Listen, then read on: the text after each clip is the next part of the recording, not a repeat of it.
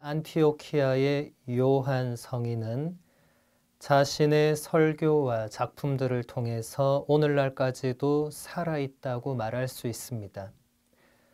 요한 성인은 349년경에 시리아의 안티오키아에서 태어났으며 397년까지 11년 동안 사제직을 수행했고 콘스탄티노플의 주교로 임명되었습니다. 요한 성인은 어린 시절 아버지를 여의고 어머니 안투사와 함께 살았는데 어머니로부터 깊은 그리스도교 신앙을 물려받았습니다. 그리스어로 크리소스라고 하면 이게 황금이라는 뜻이고 토무스 하면 두루마리 조각을 의미합니다. 그래서 합치면 황금 두루마리 조각이다. 그래서 황금의 입이다. 그래서 우리는 금구라고 번역을 해서 요한 금구 성인이라고 부르고 있죠. 요한 성인은 철학과 수사학을 배우면서 그 시절에 가장 유명한 수사학자였던 이교도 리바니오를 스승으로 모시게 됩니다. 리바니오에게 수사학을 배운 요한 성인은 고대 그리스 후기의 가장 위대한 설교자가 되었습니다. 또 요한 성인은 그 당시 유명한 성서 주석가였던 타르소의 디오도로의 지도를 받으면서 안티오키아 전통의 특징인 역사적, 문자적인 성경 주석을 시작하게 됩니다. 그 후에 4년이라는 시간 동안 실피오산 근처에 암자들이 있는 곳에서 영적 수행을 하게 됩니다. 여기서 2년의 시간을 혼자 동굴에서 살면서 어떤 노인에게 영적 지도를 받습니다. 이 피정 시간 전체를 통틀어서 요한 성인은 그리스도의 법들인 복음과 특별히 바오로 사도의 편지들을 묵상하는 데 전념합니다. 그러다가 병에 걸려서 더 이상 혼자 지낼 수 없게 되자 안티오키아의 그리스도교 공동체로 돌아오게 되었습니다. 주님께서는 요한 성인의 병을 통해서 성인이 자신의 참된 성소를 따르는 길을 받아들이도록 적절한 순간에 개입하셨습니다.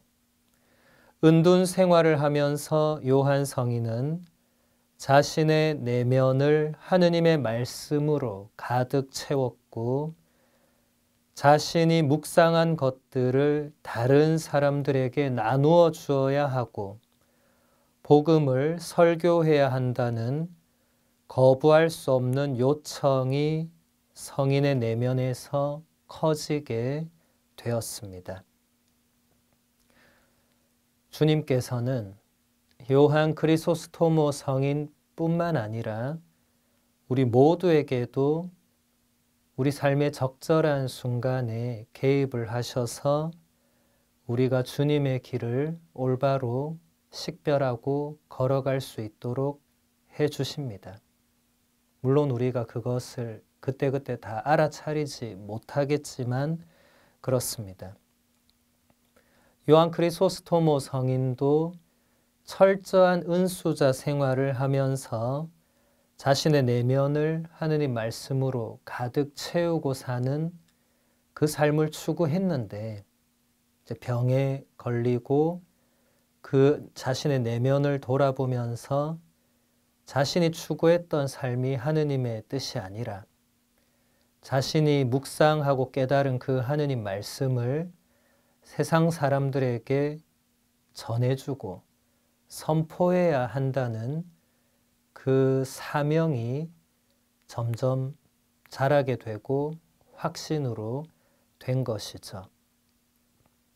만일 요한 크리소스토모 성인이 이 식별의 과정에서 끝까지 자신이 추구했던 이 은수자 생활을 선택했더라면 우리는 이 위대한 설교자를 만나지 못했을 것이고 요한 크리소스토모 성인의 그 아름다운 그리고 탁월한 가르침과 강론들을 전혀 접하지 못했을 것입니다.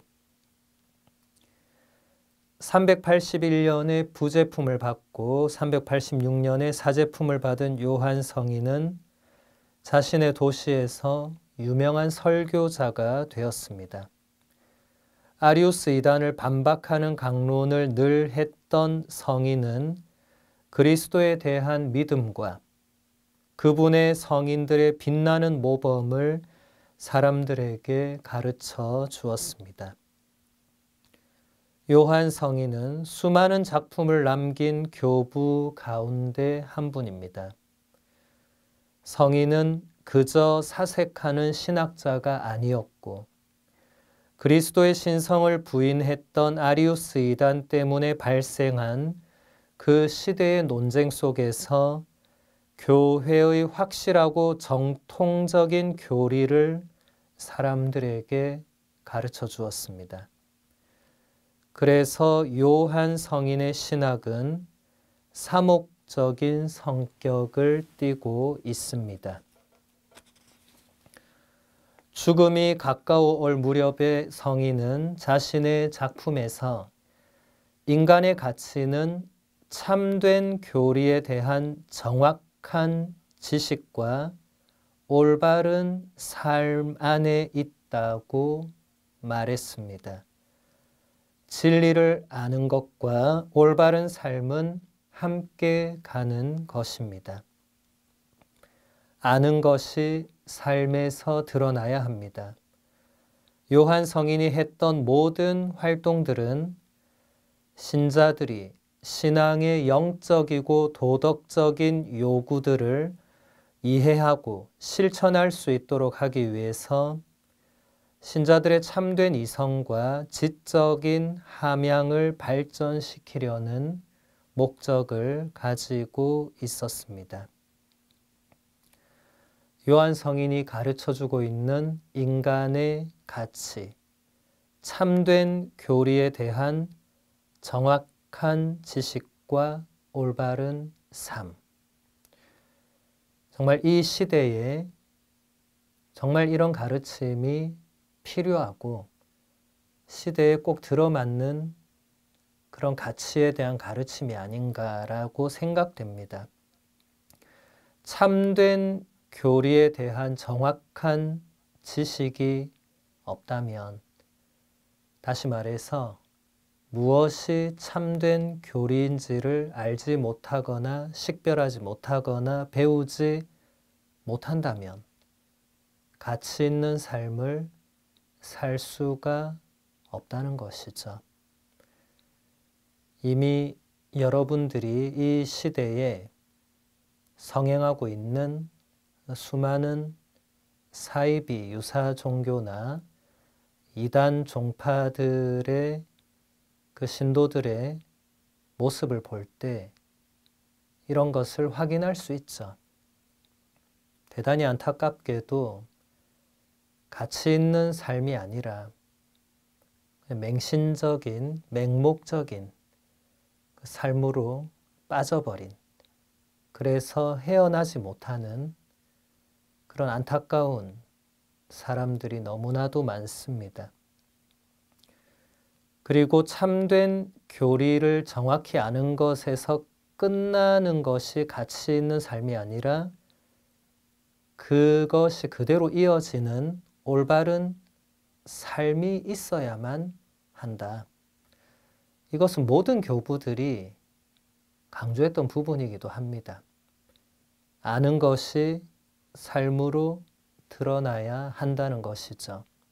비록 정통 교리와 참된 교리를 정확하게 또 제대로 알고 있다고 하더라도 자신이 알고 있는 것을 삶으로 실천하지 않거나 실천하지 못한다면 그 또한 제대로 된 삶의 모습이 아니라는 것입니다. 야고보 사도가 이미 자신의 편지에서 신약 성경에 나오는 대로 실천이 없는 믿음은 죽은 것이라고 잘 가르쳐 주었죠. 실천이 따르지 않으면 그 믿음도 소용이 없는 것입니다. 내가 예수 그리스도를 믿는다고 하면서 주위 사람들에게 전혀 사랑을 베풀지 않고 마음의 문을 꼭 닫고 나만 잘 되면 된다는 식으로 살아간다면 그게 올바른 예수님을 향한 믿음이 될 수 없다는 것입니다. 요한 성인은 이렇게 말하고 있습니다. 부부에게 첫 번째 자녀가 태어나면 그 아이는 하나의 다리와도 같은 존재로 이제 세 사람은 하나의 몸이 됩니다. 그 아이가 세 사람을 하나로 묶어주기 때문입니다. 그리고 이 세 사람은 하나의 가정과 작은 교회를 형성합니다. 여기서 가정교회라는 개념이 등장합니다.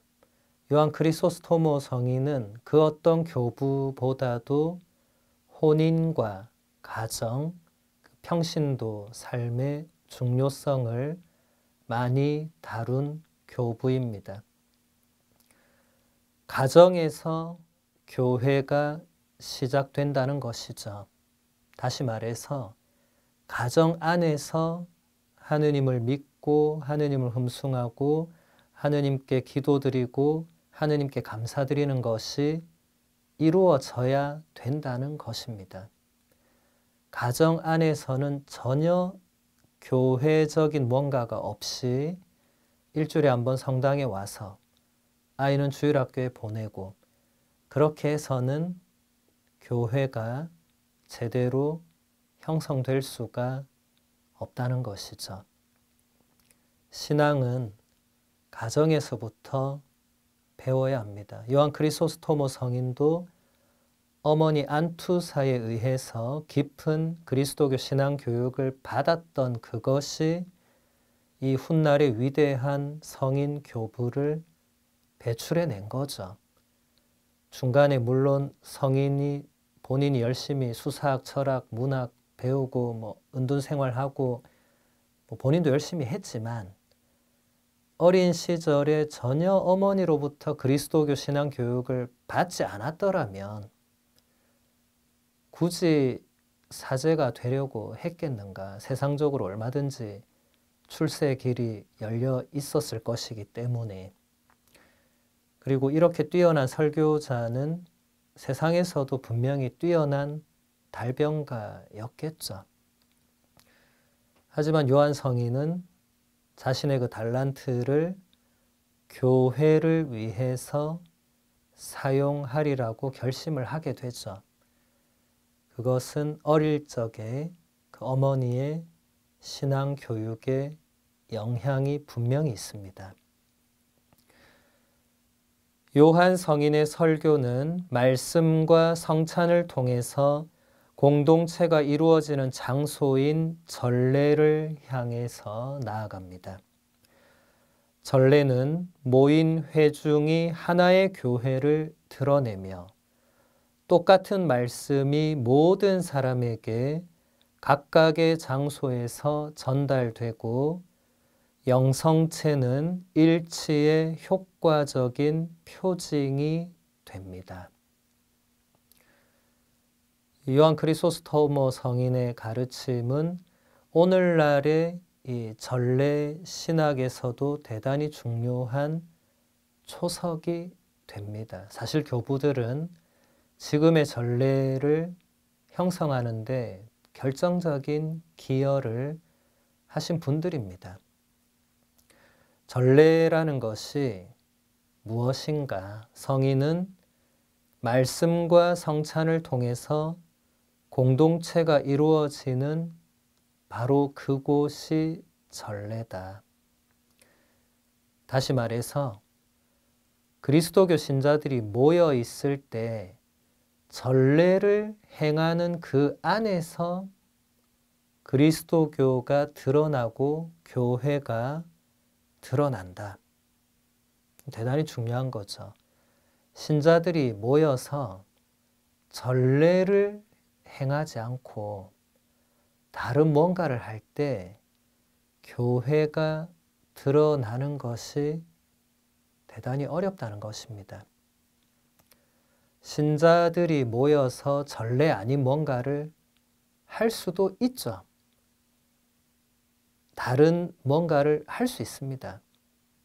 그걸 하지 말자는 것이 아니라 그리스도교 신자들이 모여 있을 때 가장 본질적인 것은 전례를 행해야 되고 그 안에서 교회가 드러난다는 거죠. 요한 바오로 2세 성인 교황님의 교회는 성체성사로 산다라는 그 문헌 제목을 떠올리시면 요한 크리소스토모 성인의 이 가르침과 바로 직결될 것입니다. 교회는 우리 그리스도교 신앙인들은 미사 전례, 성체 성사 이것 없이는 살 수가 없고 이것을 행하지 않는 모임은 그리스도교 교회를 드러내주기가 어렵습니다. 다시 말해서 신자들이 함께 모여서 해야 할 첫 번째는 전례를 행하는 것입니다. 그리고 그 다음에 다른 뭔가를 하면 됩니다. 그러니까 1번은 미사 전례가 돼야 된다는 거죠. 1번 다른 것하고 2번 다른 것하고 3번 다른 것하고 한 7, 8번의 미사 전례, 성체 성사가 있다. 이것은 그리스도교 교회의 모습이 아니라는 것입니다.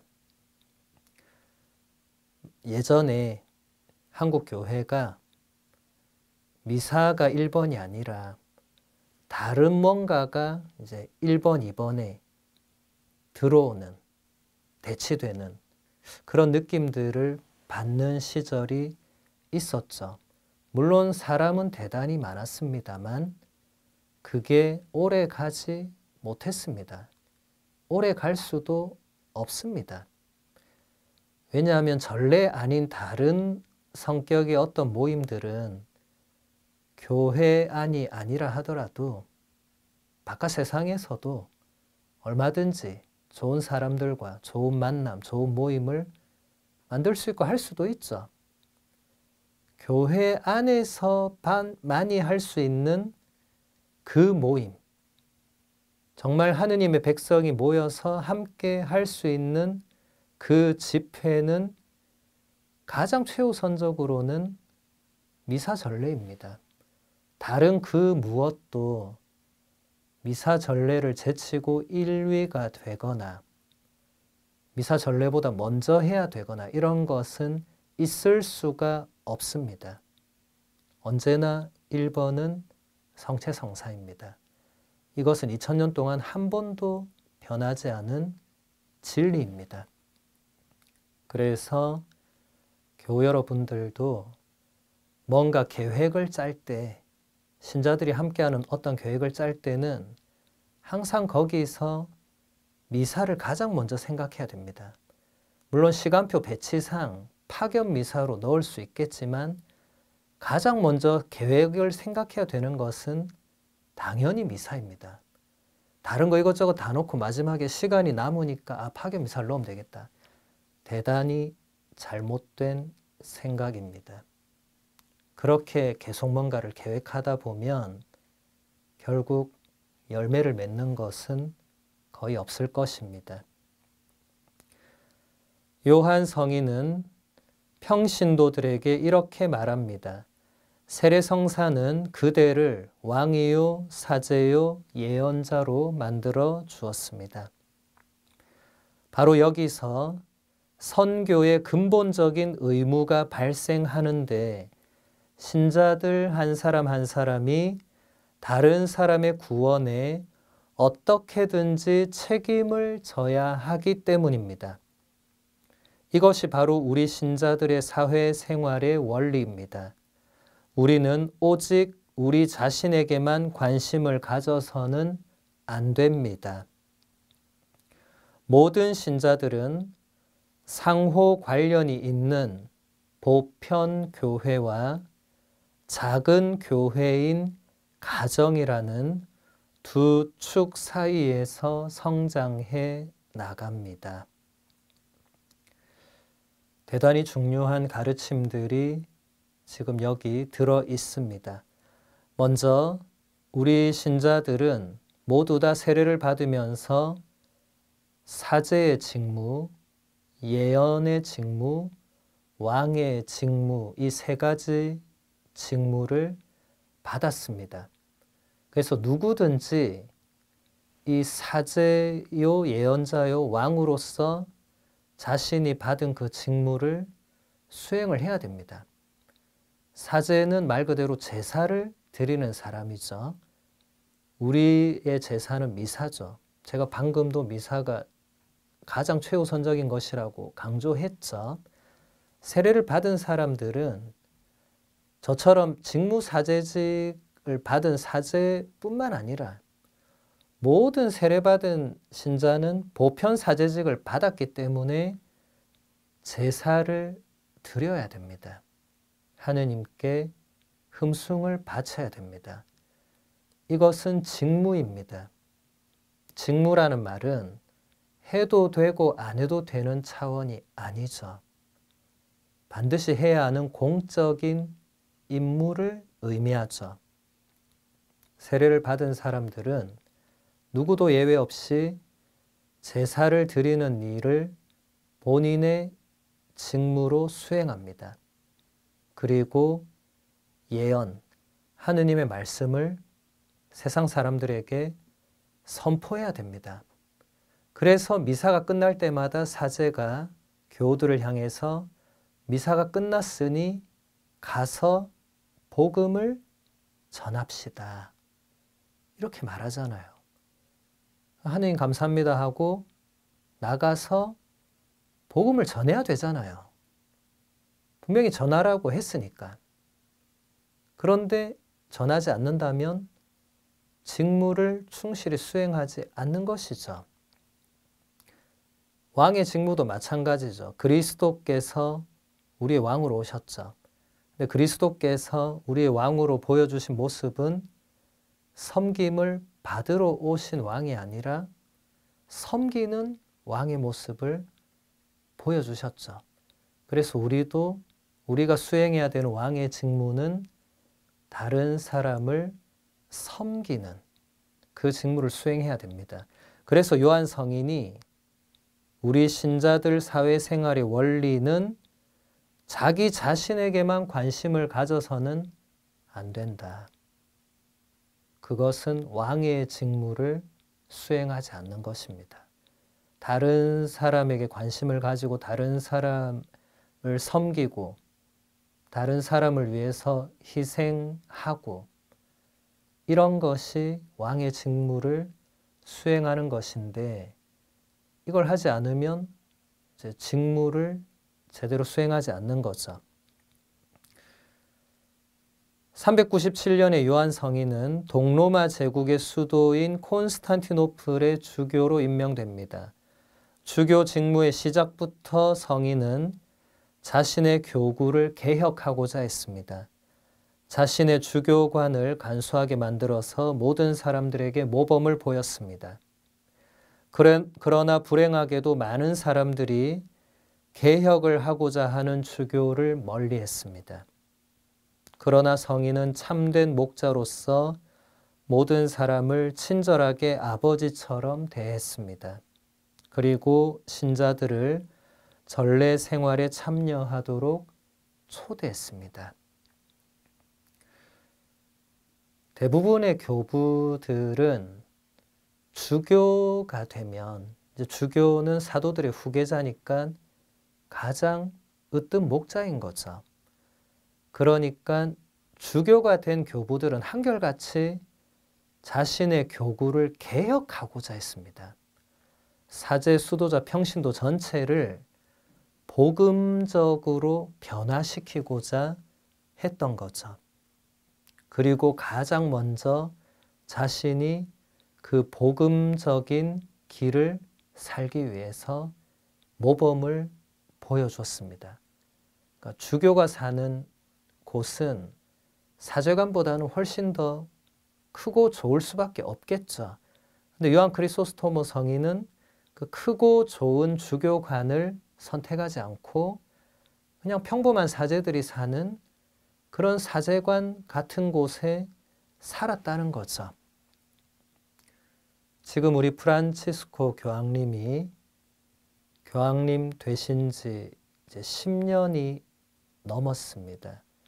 프란치스코 교황님은 그 10년 동안 한 번도 그 화려한 바티칸의 교황님 그 교황님이 사시는 그 공간에 살지 않으셨죠.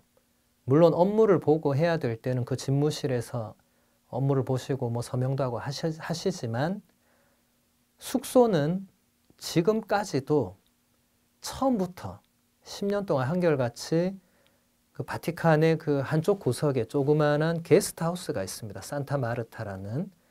그냥 거기에는 그냥 일반 평범한 사람들, 뭐 교황청 직원들, 뭐 사제들, 아니면 정말 외부 손님까지 누구나 그냥 묵을 수 있는 그 숙소에 똑같은 방에 똑같은 크기의 교황님이 지금도 거기에 머무르고 계시죠.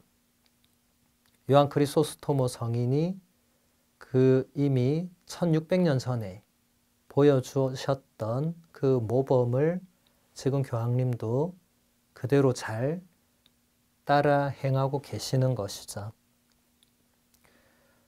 창세기의 6일 창조 이야기를 해석하면서 성인은 창조의 아름다움과 그 안에서 드러나는 하느님의 존재, 그리고 하느님께로 올라가는 계단이 되는 창조를 알 수 있도록 설명해 줍니다.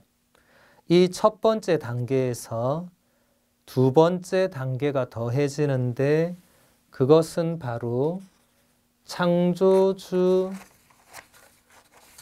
하느님이 우리를 위하여 내려오신 하느님이시기도 하다는 것입니다. 요한 크리소스토모 성인뿐만 아니라 많은 교부들은 창조의 아름다움과 그 창조물, 그러니까 피조물이죠. 그 피조물 안에서 하느님의 존재가 드러난다고 끊임없이 가르치고 강조했습니다.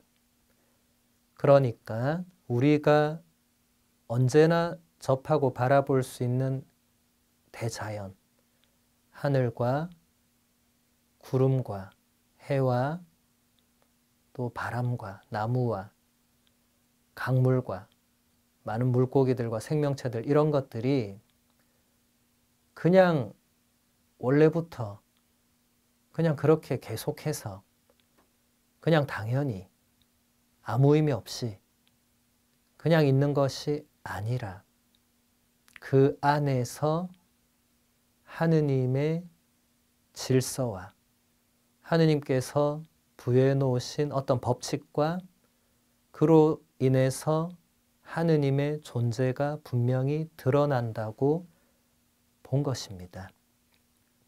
이건 대단히 중요한 거죠. 과학자들이 아무리 과학을 연구해도 없는 법칙을 본인이 스스로 창조해내거나 그럴 수 없죠. 몰랐던 뭔가를 발견해내는 거죠. 아, 이런 법칙이 있구나. 지구 안에, 이 대자연 안에, 이 창조 세계 안에 이런 법칙도 있고 이런 법칙도 있고 이런 것도 있고 발견하는 거죠. 과학의 힘으로 그걸 만들어내거나 그럴 수가 없습니다. 그것이 그냥 원래부터 그렇게 있었다. 이건 말도 안 되죠. 그것은 전혀 과학적이지 않죠.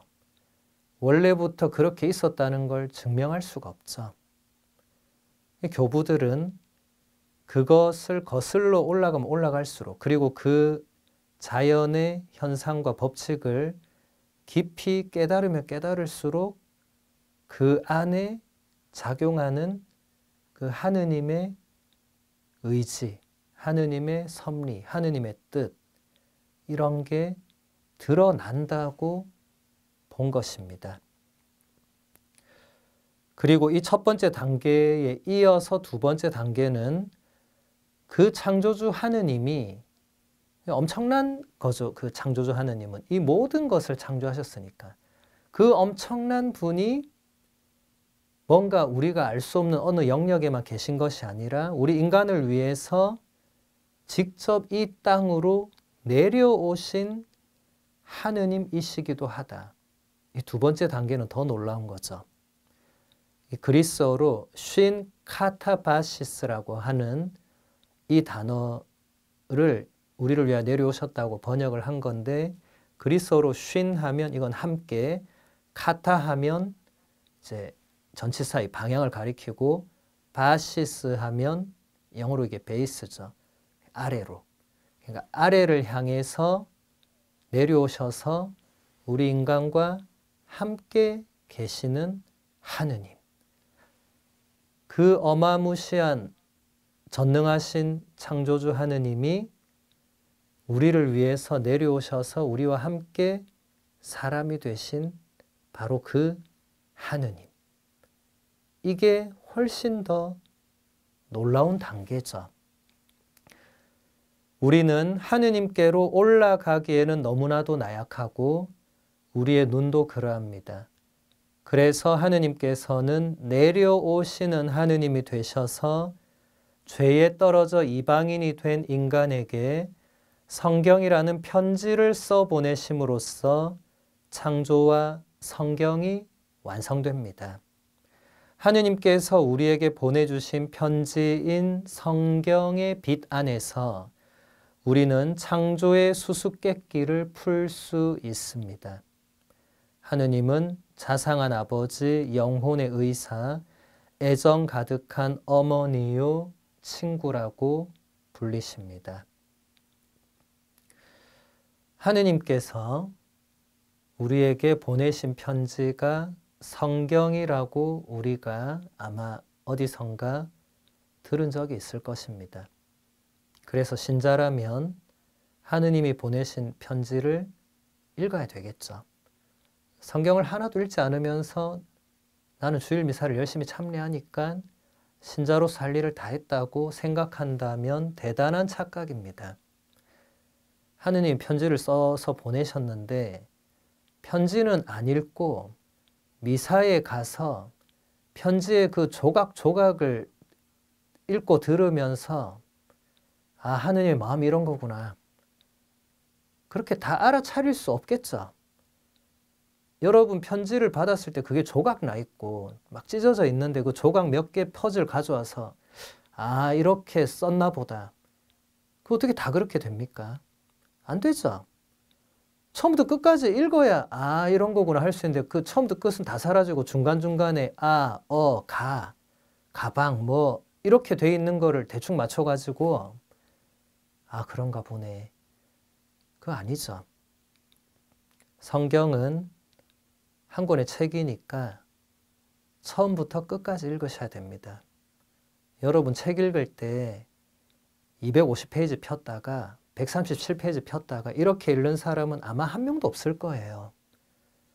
1페이지부터 마지막 페이지까지 처음부터 끝까지 천천히 펜을 들고 줄을 치면서 혹은 형광펜으로 색을 칠하면서 뭔가 감동적이면 별표를 치면서 뭔가 정말 눈물이 나면 거기에 내가 지금 왜 눈물이 나는지를 적으면서 그렇게 읽어 나갈 때 하느님의 마음을 느낄 수 있겠죠.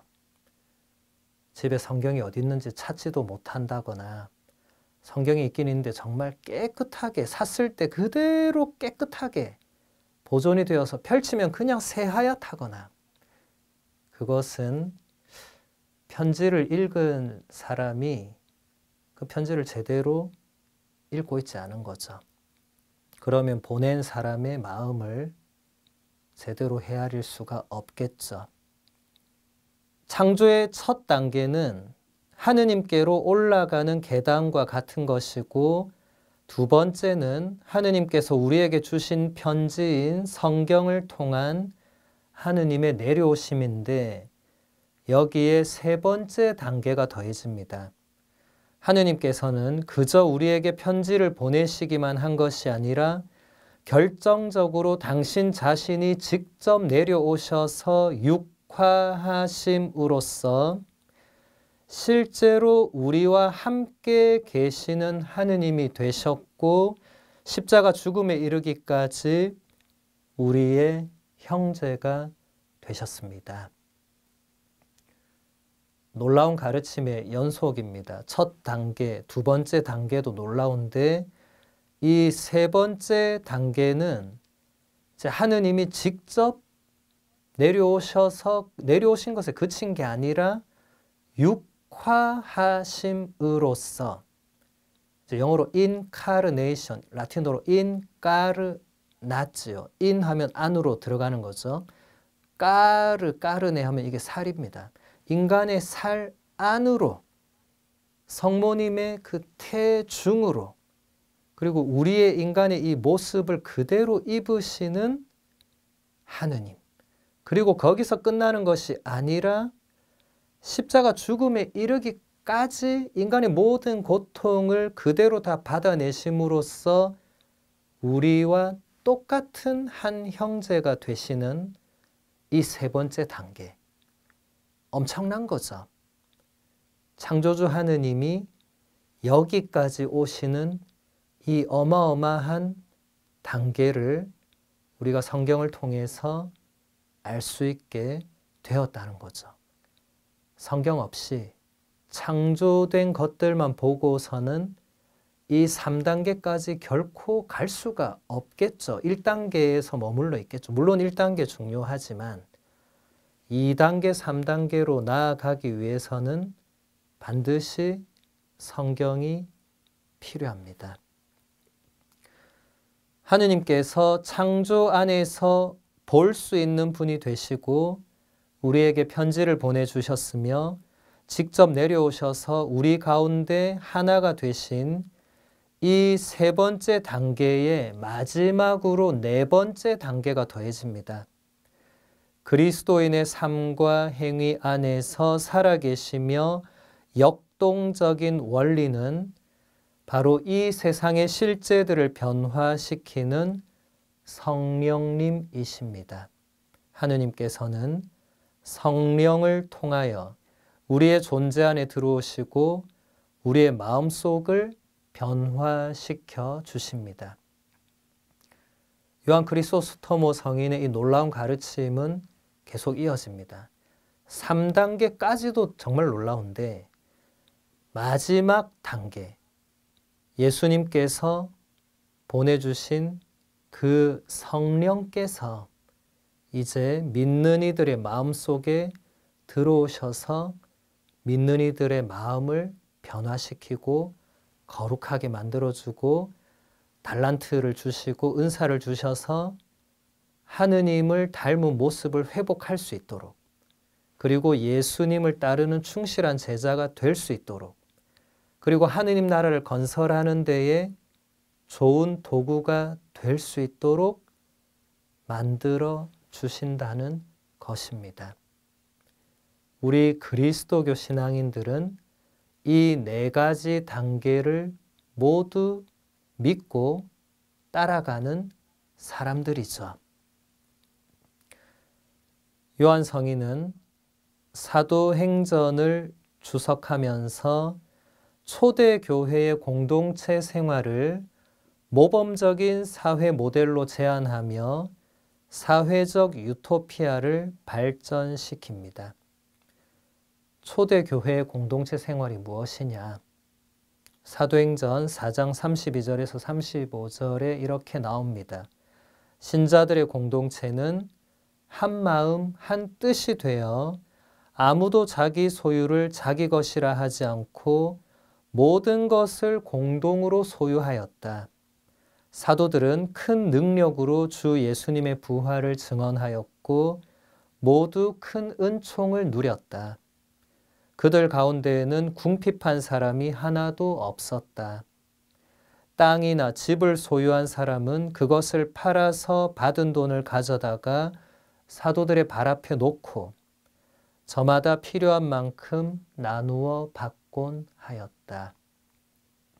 이것이 바로 초대교회 그리스도교 공동체의 생활 모습이었습니다. 많은 교부들이 여기서 영감을 받아서 수도 공동체 생활을 형성해 나가거나 지금 크리소스토모 성인처럼 사회적 유토피아, 사회의 한 모델로 발전시킵니다. 많은 교부들이 그렇게 했습니다. 이것은 사실 도시라는 어떤 그 형태, 그 모습에다가 그리스도인의 영혼과 얼굴을 넣은 것입니다. 다시 말해서 요한은 자선을 행하고 가난한 사람들을 가끔씩 도와주는 것만으로는 충분하지 않고 사회의 새로운 구조와 모델을 만들어야 한다고 생각했습니다. 그것은 신약 성경의 관점에 기초를 둔 것이었고 초대교회가 보여준 새로운 사회의 모습이었습니다. 그렇게 해서 요한 성인은 실제로 사회 교리의 위대한 교부들 가운데 한 분이 되셨습니다. 고대 그리스 도시의 이상이 그리스도교 신앙에 의해서 영감을 받은 새로운 도시의 이상으로 형성된 것입니다. 요한 크리소스토모 성인뿐만 아니라 다른 많은 교부들도 이 사도행전 4장의 이 초대교회 공동체의 모습에서 영감을 받아서 이상적인 도시, 이상적인 사회 모델을 제안을 했습니다. 지금 보고 들어도 가히 혁명적인 겁니다. 단순하게 가난한 사람을 도와주는 차원을 넘어서야 된다고 그 1600년, 1700년 전에 그 고대에 교부들이 이런 주장을 했다는 자체가 정말 놀랍죠. 그 옛날 사회에서. 근데 교부들은 단순히 말만 하는데 그치지 않고 실제로 그런 이상적인 도시 혹은 이상적인 사회 공동체 모델을 만들려고 대단히 애를 썼습니다. 고대 그리스의 도시는 여러 사회 계층이 시민권에서 배제되었던 반면에 그리스도교의 도시는 모두가 동등한 권한을 지닌 형제 자매입니다. 그래서 이곳에서는 개인의 권한이 우선시되는 반면에 그리스의 도시는 국가가 개개인 위에 존재하며 개인은 전체적으로 도시에 종속되어 있었습니다. 이처럼 요한 성인은 그리스도교의 지식으로 형성된 사회의 새로운 비전을 열었습니다. 요한은 우리 그리스도교의 도시는 다른 것이고 우리의 조국은 하늘에 있다고 말했습니다. 이것은 사도 바오로가 필리핀들에게 보낸 편지에서 우리는 하늘의 시민입니다 라고 말한 것의 연장선상에 있다고 보면 됩니다. 우리의 이 조국은 이 땅에도 존재하며 우리 모두를 형제자매로 똑같이 만들어주고 우리가 서로 연대하라는 의무를 가져다 줍니다. 요한 크리소스토모 성인의 가르침은 지금도 유효합니다. 우리 그리스도인들은 비록 지상에 또 각자의 국가에 속해 있기는 하지만 본질적으로 우리는 하늘의 시민, 하늘나라의 시민권을 가지고 있는 사람들이죠. 그래서 그 하늘나라의 질서를 이 지상에서 실현해내고 살아내기 위해서 애써야 하는 사람들입니다. 그냥 이 지상의 국가와 사회가 요청하는 것만 어느 정도 지키면 되는 사람들이 아니라 그것을 넘어선다는 것이죠. 인간에게 있어서 하느님은 형언할 수 없고 알아차릴 수도 없는 분이시지만 분명한 것은 하느님께서 사랑으로 인간을 당신께 이끌어 주신다는 것입니다. 우리가 비록 개인과 공동 역사의 세밀한 부분들을 다 이해할 수는 없을지라도 하느님의 계획이 언제나 하느님의 사랑에 의해서 영감을 받는다는 것은 알고 있습니다. 이것은 확실한 것입니다. 요한 성인은 하느님께서 끝없는 사랑으로 우리들 한 사람 한 사람을 사랑하시며 그렇기 때문에 우리 모두의 구원을 바라신다는 것을 우리에게 확인시켜 주었습니다. 이것도 대단히 본질적인 가르침입니다. 우리가 비록 하느님을 끝까지 다 알 수 없고 우리 개인에게 이루어지는 역사와 이 보편적인 역사도 사실 다 깨달을 수가 없지만 정말 한 가지 확실한 것은 언제나 하느님의 계획은 하느님의 사랑에 의해서 영감을 받아서 설계되고 진행되고 이루어진다는 것입니다.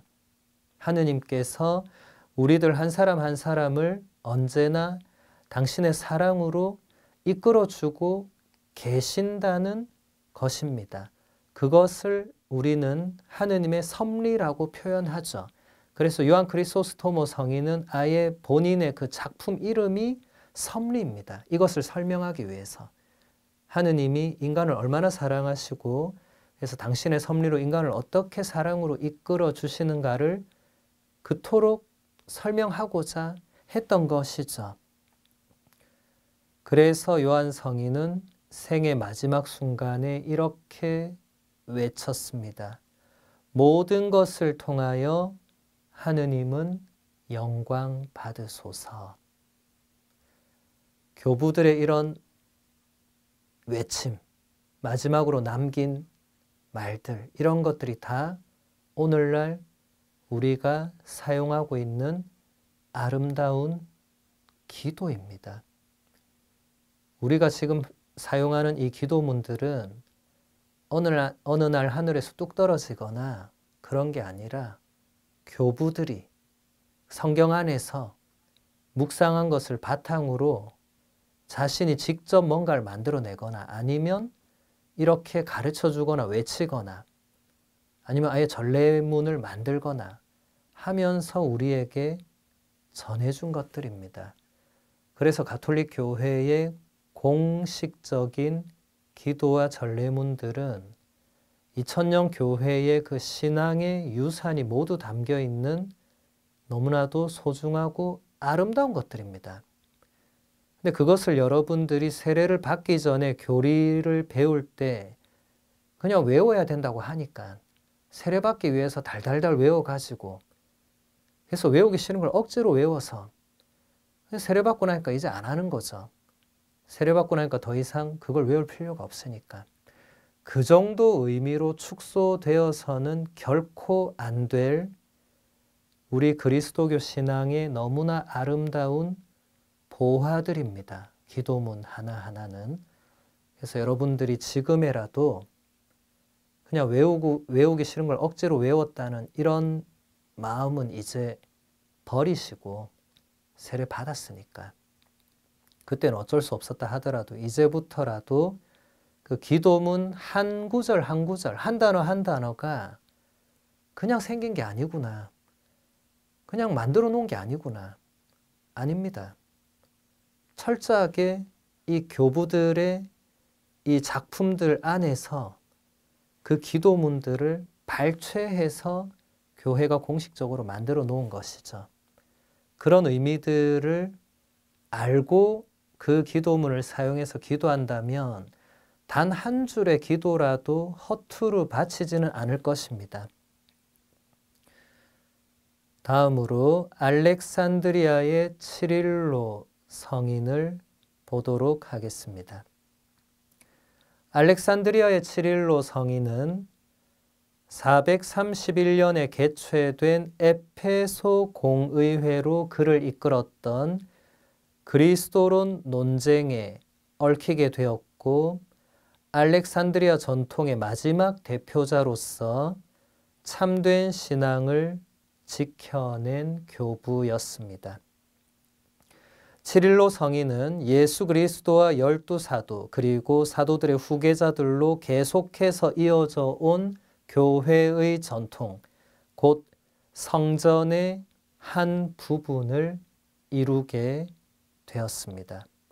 동방교회와 서방교회 모두에서 성인으로 공경받고 있는 치릴로는 예루살렘의 치릴로 성인과 함께 1882년 레오 13세 교황님에 의해서 교회 학자로 선포되었습니다.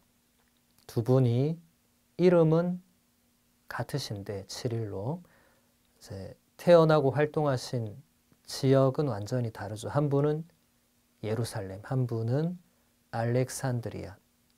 그런데 레오 13세 교황님이 두 분을 동시에 교회 학자로 선포를 하셨습니다. 알렉산드리아의 주교로 선출되기 전에 치릴로 성인의 생애에 대해서는 알려진 바가 거의 없습니다.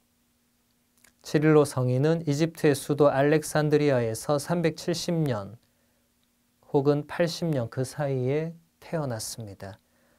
성인은 일찍부터 교회 생활로 들어왔고 우수한 문학과 신학 교육을 받았습니다. 알렉산드리아의 주교이자 치릴로 성인의 삼촌이었던 테오필로가 죽자 그 당시 젊은 나이였던 치릴로 성인이 412년에 알렉산드리아의 주교로 선출되었습니다. 417년 혹은 18년경에 알렉산드리아의 주교였던 치릴로 성인은 406년부터 요한 크리소스토모 성인의 유배로 혼란스러워진 콘스탄티노플 공동체를 재정비하려고 했습니다. 하지만 오랫동안 요한 크리소스토모 성인을 반대해 온 세력들에 의해서 428년에 네스토리우스라는 인물이 콘스탄티노플의 주교로 선출되었는데 그는 안티오키아 학파 교육을 받은 대단히 엄격한 수도자였습니다. 치릴로 성인은 알렉산드리아 학파, 여러분들이 지금 배운 기억을 더듬어 보면 오리게네스, 그리고 아타나시오 성인, 그리고 치릴로 성인, 이런 위대한 인물들이 이제 알렉산드리아 학파를 이루었고, 안티오키아 학파는 우리가 바로 방금 전에 보았던 요한 크리소스토모 성인, 이제 이런 두 학파가 다 위대한 인물들을 많이 배출했는데 두 학파가 강조했던 차이점들이 가장 첨예하게 대립하게 되는 것이 바로 이 치릴로 성인과 네스토리우스 주교가 벌인 그리스도론 논쟁이었습니다. 이제 이것을 보겠습니다. 네스토리우스는 콘스탄티노플의 주교가 되고 나서 얼마 지나지 않아서 논란의 장본인으로 떠올랐는데, 그가 설교를 하면서 그 당시에 이미 대중적으로 애용되던 성모님의 호칭인 하느님의 어머니 대신에 그리스도의 어머니라는 호칭을 사용했기 때문입니다. 그리스어로 테오토코스라고 하는, 테오스 하면 하느님이고 토코스 하면 낳는 의미를 지니고 있거든요. 그러니까 테오토코스 하면 하느님을 낳으신 분, 그러니까 하느님의 어머니. 그런데 네스토리우스가 썼던 그리스어는 크리스토토코스, 그러니까 그리스도를 낳으신 분, 그리스도의 어머니. 물론 틀린 말이 아니죠. 성모님이 예수 그리스도를 낳으셨으니까. 그런데 왜 이게 문제가 되었느냐? 네스토리우스가 이 칭호를 사용한 이유는 안티오키아 학파의 그리스도론의 영향 때문이었습니다. 그게 무엇이냐면 그리스도의 인성을 지키는 것이 대단히 중요했다. 그러니까 인간 예수를 지켜내는 것. 초대 교회의 이단들, 많은 이단들이 이 인간 예수를 무시했죠. 예수님은 하느님과 같은 분이라는 것에는 동의했지만 우리와 똑같은 인간이라는 것에는 동의하지 않았던 이단들. 거기에 대응하는 이 안티오키아 학파의 그리스도로는 매우 엄격하게 예수 그리스도의 그 인성, 그러니까 그 인간의 본성을 너무 강조하게 되는, 그러다 보니까 그것이 결국 예수 그리스도가 지니고 있던 신성, 곧 하느님의 본성으로부터 분리되는 결과를 낳게 된 거죠.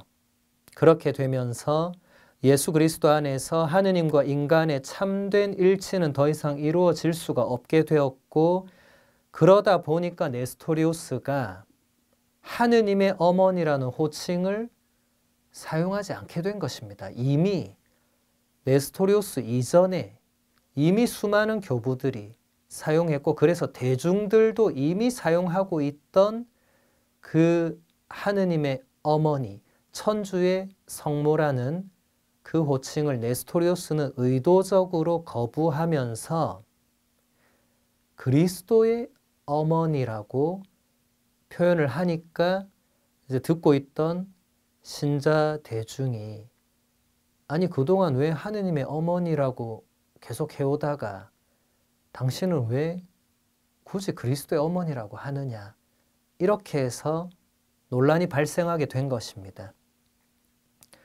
이렇게 되자 그리스도의 인격 안에서 신성과 인성의 일치를 엄격하게 강조하는 경향을 지닌 알렉산드리아 학파의 그리스도론의 대표자였던 치릴로 성인이 즉각 이 논란에 대응을 해서 네스토리우스 주교에게 여러 통의 편지를 써 보냅니다. 430년에 치릴로 성인이 보낸 두 번째 편지에서 우리는 하느님 백성의 신앙을 지키는 목자의 의무에 대한 명확한 표현들을 찾아볼 수 있습니다. 하느님 백성의 신앙, 이것이 치릴로 성인에게는 기준이었고, 이것은 오늘날도 마찬가지고, 이것이 바로 성전을 표현하는 것이고 정통 교리를 보증하는 것입니다. 이 교부들의 역사, 초세기 교회의 역사를 보다 보면 물론 교부들이 이단과 싸워서 정통 교리를 지켜내지만 교부들도 그 당시에는 정통 교리라는 것이 확립되어 있지 않았기 때문에 어디서 정통 교리의 기준과 근거를 삼을 것이냐. 이레네오 성인이 말했던 그 레굴라 피데이, 신앙의 규칙이라는 것이 어디서 나오느냐? 그게 바로 하느님 백성의 믿음, 그리스도교 신자 전체가 믿고 있는 것에는 오류가 있을 수 없다. 이것이 점점점 자라나는 것을 볼 수가 있습니다. 그래서 아리우스도 신자들이 아리우스의 주장을 문제를 삼았던 것이고, 네스토리우스는 콘스탄티노플의 주교였어요. 지금으로 치면 한국의 서울의 주교였습니다. 그런데 신자들이 서울의 교구장 주교님의 그 강론을 듣다가 이거 이상하다고 느끼고 이거 이상하다고 말을 했다는 거예요. 여러분 쉽게 상상이 잘 안 가실 거예요. 신자 개개인이 주교님한테 그렇게 할 수 없죠.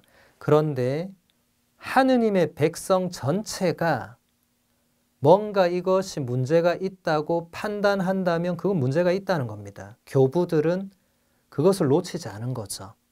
그렇게 해서 아리우스의 주장도 하느님 백성의 믿음이 그것을 반박하고 물리친 것이고, 지금 보게 될 이 네스토리우스의 주장도 마찬가지입니다. 치릴로 성인의 이 편지는 시간이 지나서 451년에 네 번째 보편 공의회인 칼케돈 공의회에서 승인을 받게 되는데, 치릴로 성인은 여기서 그리스도에 관한 자신의 신앙을 다음과 같이 분명하게 말하고 있습니다. 예수 그리스도 안에서 신성과 인성이라는 서로 다른 두 본성이 참된 일치로 하나가 되고, 두 본성의 일치의 결과는 유일한 그리스도, 유일한 성자이십니다. 이것은 두 본성의 차이가 제거되었기 때문에 그런 것이 아니라 오히려 신성과 인성이 형언할 수 없고 표현할 수 없는 일치 안에서 결합되었고, 이 결합이 우리에게는 오직 한 분이신 주 그리스도 성자를 준 것입니다. 대단히 어렵죠. 지금 이 시대에 여러분이 듣기에는. 다시 보면 예수 그리스도 안에서 신성, 그러니까 하느님의 본성, 그리고 인성, 인간의 본성, 이 서로 다른 두 본성이 참된 일치를 이룬다. 예수 그리스도라는 한 인물, 한 인격 안에서 하느님의 본성과 인간의 본성이 일치를 이룬다. 이것이 칼케돈 공의회가 결정한 사안입니다. 이것이 어떻게 그렇게 되느냐? 두 본성의 차이가 제거되어서, 다시 말해서 그냥 합쳐지면서 하느님의 본성도 없어지고 인간의 본성도 없어지는 그냥 뭐 두리뭉실한 상태, 혹은 그냥 막 섞여가지고 뒤죽박죽이 된 상태, 그런 혼합이 아니고, 이것은 하느님의 본성과 인간의 본성이 도저히 인간의 언어로는 표현할 수 없이, 근데 각각의 본성이 그 본성을 전혀 잃지 않고 손상되지 않으면서 하나로 일치되는 신비죠. 그렇게 해서 그 일치 안에서 오직 예수 그리스도라는 그 한 분, 그 한 성자, 그 한 인격이 존재할 뿐입니다. 치릴로 성인이 이렇게 편지를 쓴 것이 공의회에서 공식적으로 채택이 되었고, 그것은 무슨 말이냐면 이것이 정통 교리의 표현이 되는 것입니다. 그래서 어렵지만 지금 우리가 같이 보는 겁니다. 여기서 조금이라도 다른 표현이 들어가면 전부 다 이단입니다. 조금이라도 다르면 이단입니다. 우리말로 다르고 다를 수 있잖아요. 그게 무슨 별 차이가 있겠나? 안 그래도 못 알아듣겠는데. 아닙니다. 내가 못 알아듣는 것과 아무 상관없이 정통 교리는 정해진 것입니다. 누군가가 임의로 손대거나 바꾸거나 아를 어로 고치거나 할 수 없다는 것이죠. 이렇게 해놓지 않으면 수많은 이단과 사이비들이 계속 발생할 수밖에 없죠. 물론 이렇게 해놓아도 이것을 받아들이지 않으면서 이단과 사이비가 계속 발생할 수 있지만 근본적으로 굉장히 다른 거죠. 우리 주 예수 그리스도의 유일한 인격 안에서 참된 신성과 참된 인성이 실제로 결합되었다는 것은 대단히 중요한 표현입니다. 라틴어로 in una sola persona. 그러니까 이런 단어 하나도 후대에 우리는 아무것도 손댈 수 없고 아무것도 고칠 수 없습니다. 내가 이해가 안 된다고 하나를 빼고 그냥 다른 사람에게 전달하거나 안 된다는 거예요. 전치사 하나도 순서를 바꾸거나 할 수 없는 것입니다. in 하면 아니라고 했죠. una 하면 하나입니다. 솔라 하면 유일한 것이고 페르소나 하면 이게 지금 영어의 person이죠. 이 라틴어로는 이게 가면이라는 의미였는데 테르툴리아노가 이것을 성부와 성자와 성령의 그 고유한 위격, 우리말로 하면 인격, 그 고유한 인격체, 그것을 표현하기 위해서 가져온 단어죠. 그래서 이 예수 그리스도의 유일한 인격 그 안에서 하느님의 본성과 인간의 본성이 완전히 일치되어 있다는 것이 지금도 우리 그리스도교의 그리스도론의 예수 그리스도에 관한 교리의 결정적인 표현입니다. 시릴로 성인은 계속해서 이렇게 말합니다. 그러므로 우리는 한 분이신 주 그리스도를 고백하는데 로고스와 함께 한 인간 예수를 흠숭한다는 의미가 아니라 함께라는 표현 때문에 두 본성이 분리되어 있다는 생각이 들어오는 것을 막기 위해서 유일하며 한 분이신 존재로 흠숭한다는 의미입니다. 왜냐하면 로고스에게 그분의 육신은 이질적인 것이 아니고 로고스는 성부 곁에 앉아 계시는데 두 아들이 앉아 계시는 것이 아니라 바로 그 육신에 결합된 유일한 아드님이 계실 뿐입니다. 이게 표현이 아무래도 어렵다 보니까 시릴로 성인도 계속 덧붙여서 상세 설명을 해주고 있는 거죠. 요한복음 1장에 나오는 그 로고스, 한 처음에 계셨던 그 말씀이 하느님과 함께 계시는 분이셨는데 그 로고스 안에서 육신이, 그 로고스가 이제 우리의 육신 안으로 들어오잖아요. 이게 어떻게 일치가 되는가? 사람들이 생각하고 물을 거 아니에요. 이때 육신이 있고 로고스가 있고 이게 어느 날 그냥 이렇게 때가 되어서 이제 슬슬 서로 만나서 합쳐져서 이런 차원이 아니고 예수 그리스도의 그 탄생과 육화로 인해서 영원으로부터 계셨던 그 로고스가 우리 인간의 본성을 그대로 지닌 육신과 하나가 되는데 이것은 형언할 수 없는 신비죠. 그리고 이것이 성모 마리아라는 이 동정녀의 태중에서 이루어집니다. 그래서 이 육화가 일어난 이후에는 이제 더 이상 로고스 따로 육신 따로 그게 아니고 오직 우나 솔라 페르소나라는 오직 유일한 예수 그리스도라는 그 한 인격만이 남아 있습니다. 거기서 더 이상 인간이냐 아니냐 하느님이냐 아니냐 뭐 어떻게 이런 논의들은 모두 다 부정되는 겁니다. 그 다 이단으로 파문됩니다. 우리는 오직 한 위격, 예수 그리스도 안에서 이 하느님의 본성과 인간의 본성이 일치되어 있다고 믿는 것이죠. 칠일로 성인이 작성한 12개의 파문 조항이란 것이 있는데 이것이 431년에 개최된 세 번째 보평 공의회, 바로 에페소 공의회입니다. 거기서 승인을 받음으로써 네스토리우스는 파문됩니다.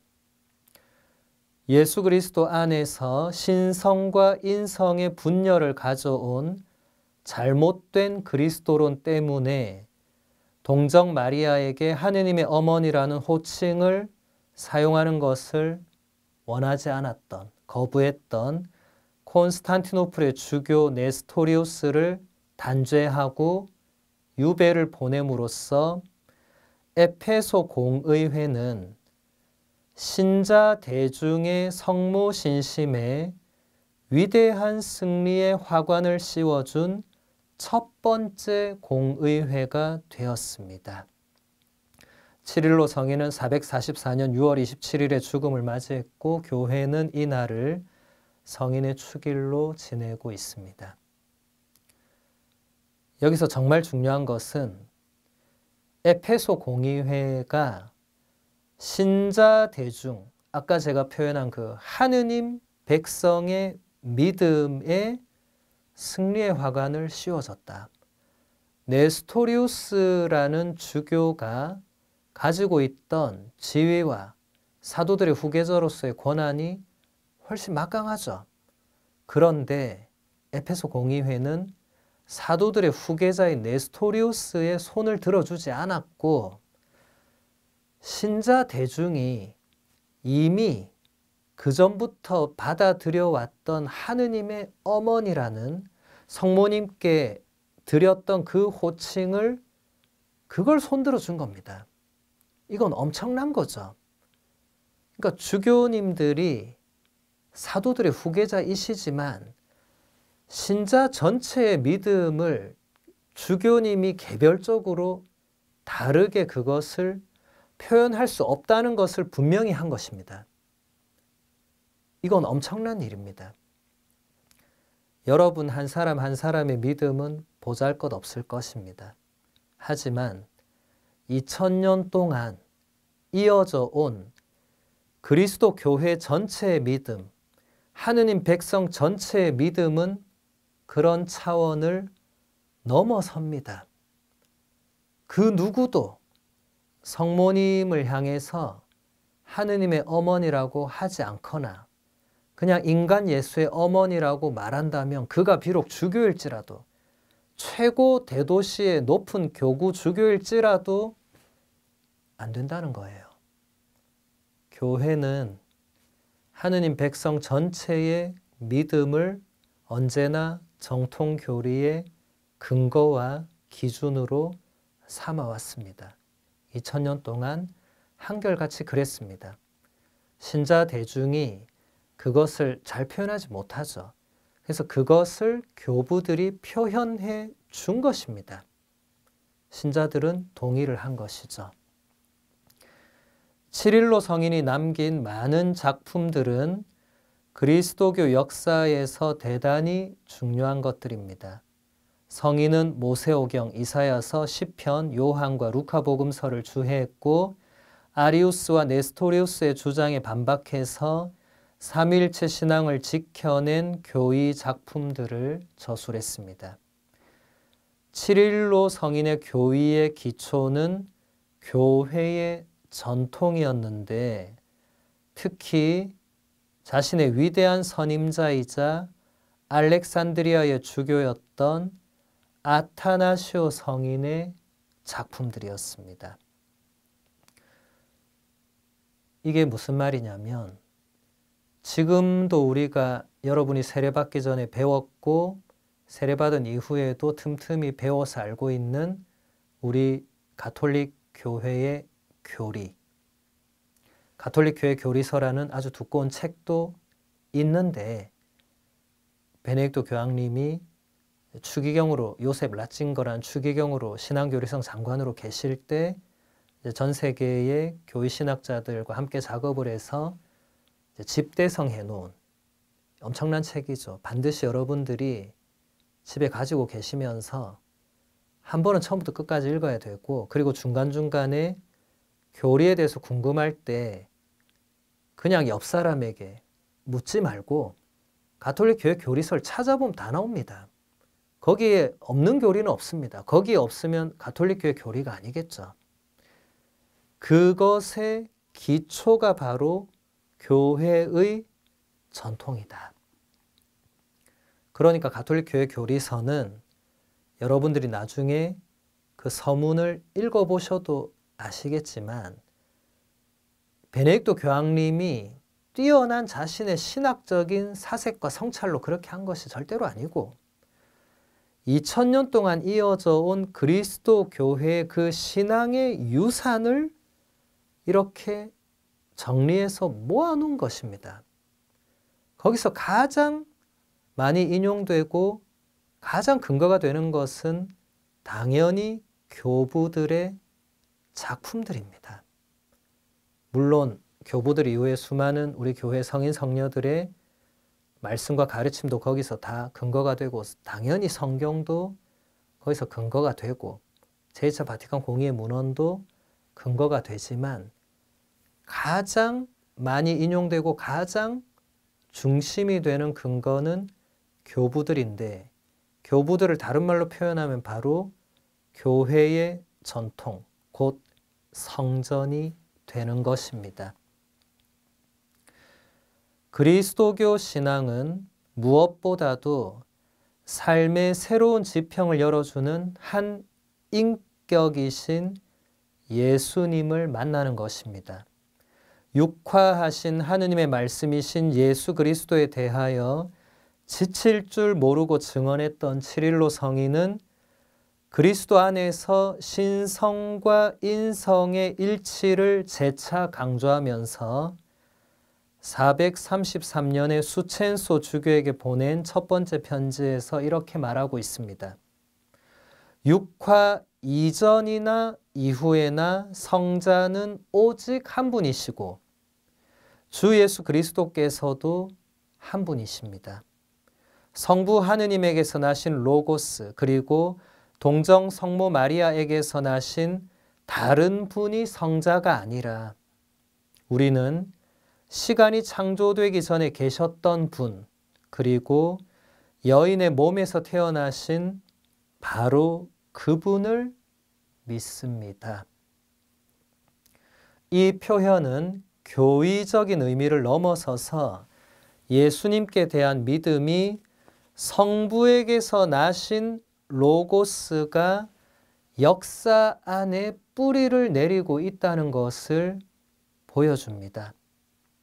치릴로 성인이 표현한 대로 이 예수님은 하느님의 어머니이신 마리아에게서 태어나셔서 시간 안으로 들어오셨고 약속하신 대로 언제나 우리와 함께 계시는 분입니다. 그러므로 다음의 사실이 중요합니다. 하느님은 영원하시고 여인에게서 태어나셨으며 날마다 우리와 함께 계신다는 것입니다. 우리는 이 믿음 안에서 살아가며 바로 이 믿음 안에서 생명의 길을 발견합니다. 그리스도교 신앙이 무엇보다도 삶의 새로운 지평을 열어주는 한 인격이신 예수 그리스도를 만나는 것이다. 이것은 돌아가신 베네딕토 16세 교황님의 첫 번째 회칙 하느님은 사랑이십니다. 1항에서 교황님이 가르쳐 주신 사실입니다. 예수 그리스도라는 이 한 인격체를 만나면서 우리는 삶의 새로운 지평이 열리게 된다. 그렇다면 예수 그리스도가 어떤 분이신지를 정확하게 제대로 알아야만 그 새로운 지평도 제대로 열릴 수 있겠죠. 잘못 알면 큰일 납니다. 그러면 누군가가 내가 재림 예수다 이렇게 해도 믿고 따라가는 거예요. 왜냐하면 예수 그리스도라는 이 한 유일한 인격체를 제대로 알지 못하기 때문에 재림 예수라는 말에 그냥 따라가는 겁니다. 재림 예수는 있을 수 없습니다. 왜냐하면 예수님이 다시 오시면 그것은 세상의 종말이거든요. 그 이전에 예수님이 누군가의 몸을 혹은 누군가의 입을, 누군가의 존재를 빌려서 재림할 수가 없습니다. 그것은 그리스도교 교리가 아닙니다. 그것은 사이비 이단들의 교리입니다. 본인이 재림 예수라고 말하는 건 누구나 할 수 있습니다. 말하는 거야 어렵지 않죠. 근데 그걸 이제 믿고 따라가는 사람들이 발생하니까 문제가 커지는 거죠. 그래서 예수 그리스도를 제대로 올바르게 알아야 됩니다. 그러려면 2000년 동안 교회가 가르쳐온 예수 그리스도에 대한 그 교리를 제대로 알아야 되겠죠. 그래서 7.15 성인의 이 편지의 내용들이 대단히 중요합니다. 육화 이전이나 이후에나 성자는 오직 한 분이시다. 우리는 시간 안에 존재하니까 육화 이전에 로고스가 있었고 영혼으로부터 하나님의 말씀이 있었고 육화가 있었고 육화 이후에 로고스랑 육신이 합쳐져서 이렇게 가는, 이건 순전히 이 시간이라는 일직선 안에서 이해되는 개념이죠. 그런데 성자 예수 그리스도는 시간 안으로 물론 이제 들어오시긴 했지만 그 이전부터 존재하셨잖아요. 그러니까 그분에 대해서 우리가 이해를 하려면 우리의 지성과 우리의 이 시간이라는 이 한정된 테두리 안에서는 로고스를 제대로 이해할 수 없습니다. 많은 이단들이 실패한 것은 그 테두리 안에서 영원하신 로고스와 인간 육신 예수를 결합시키려는 그 해석을 하다 보니까 잘못된 해석들이 나올 수밖에 없었던 거죠. 예를 들어서 예수님이 세례를 받으면서 입양이 되어서 이제 하느님의 어떤 그 권능을 받았다든지 이런 온갖 이상한 해석. 근데 이 해석은 반드시 나중에 또 다른 사이비와 이단에게 또 다른 비슷한 해석의 단초를 제공합니다. 그런 해석으로 나가면 재림 예수는 2000년 동안 수만 명이 나올 수 있죠. 계속 입양되면 되잖아요. 하느님한테 그런 성령의 능력을 받으면 되잖아요. 그러면 또 다른 재림 예수가 바로 등장합니다. 그리스도교는 한 번도 그렇게 가르친 적이 없습니다. 시간이 창조되기 전에 계셨고 여인의 몸에서 태어나신 분은 모두 유일한 한 분입니다. 우리는 시간 안에서 살기 때문에 어쩔 수 없이 그것을 우리의 지성의 테두리로는 사실 이해할 수가 없겠죠. 영원으로부터 존재한다는 이 문장 자체도 우리가 이성적으로 이해할 수 있는 문장이 아닙니다. 우리는 영원을 알 수가 없죠. 경험할 수도 없고. 우리는 시간과 공간 안에 그냥 한정된 존재이기 때문에 넘어서는 건 신비입니다. 신비는 믿음으로 받아들일 수밖에 없는 것이고, 그럴 때 올바른 해석과 교리로 받아들여야 됩니다. 잘못된 해석과 교리로 받아들이면 이제 완전히 엉뚱한 길로, 이제 파탄의 길로 갈 수밖에 없는 것이죠. 그래서 하느님의 어머니라는 이 표현, 우리가 오늘날 너무나도 그냥 친숙하게 사용하고 있는, 우리가 성모송에서도 천주의 성모 마리아, 천주의 성모란 말이 하느님의 어머니죠. 미사 중에도 사제가 전례문 안에서 하느님의 어머니 복되신 동정 마리아라고 이렇게 표현을 하죠. 사제가 임의로 그것을 보고 이건 좀 너무 과하네. 하느님이 어머니가 어디 있어? 창조주신데 이제부터 나는 예수님의 어머니라고 못합니다. 어느 사제가 그렇게 한다면 신자들은 주교님께 가서 얘기해야 됩니다. 이 사제가 2000년 교회의 전통을 본인이 마음대로 바꾸고 있는 것이기 때문에 안 되죠. 그런 사제가 있을 수도 없고, 그래서 이 마지막 사실이 중요합니다. 하느님은 영원한 분이시다. 이것은 변함없는 사실이죠. 그런데 그 하느님이 여인에게서 태어나셨고, 갈라티아서 4장 4절에서 사도 바울도 이것을 분명히 기록하고 있죠. 하느님께서는 때가 찾아 여인에게서 당신의 아드님이 태어나게 하셨다고. 그리고 날마다 우리와 함께 계신다는 것. 왜냐하면 예수 그리스도는 하느님이시지만 분명히 우리와 똑같은 인간의 본성을 그대로 지니고 사셨기 때문에 우리와 함께 계시는 하느님, 히브리어로 하면 임마누엘 하느님이시죠. 히브리어로 임마누 하면 우리와 함께 있다. 엘은 하느님이죠. 그래서 우리는 이 믿음 안에서 살아가며 바로 이 믿음 안에서 생명의 길을 발견합니다.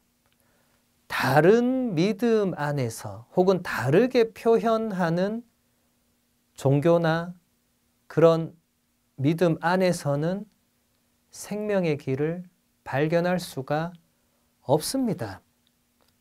아무리 그 사이비 교주나 어떤 이단의 그 종교 지도자가 여기에 생명이 있다고 말하더라도 제가 아까부터 그랬잖아요. 말은 그냥 할 수 있습니다. 정말 거기에 생명이 있는가 없는가를 어떻게 확인하는가? 우리 그리스도인들은 하느님이 영원하시고 그 하느님이 여인에게서 태어나셨으며 그 하느님이 날마다 우리와 함께 계신다는 바로 그 믿음 안에서만 참된 생명의 길을 발견한다. 다른 곳에서, 다른 믿음에서, 다른 종교에서, 다른 그 무엇에서도 참된 생명의 길을 발견할 수가 없다라는 것이 우리 그리스도 교회의 믿음입니다. 오늘은 여기서 마무리하겠습니다. 감사합니다.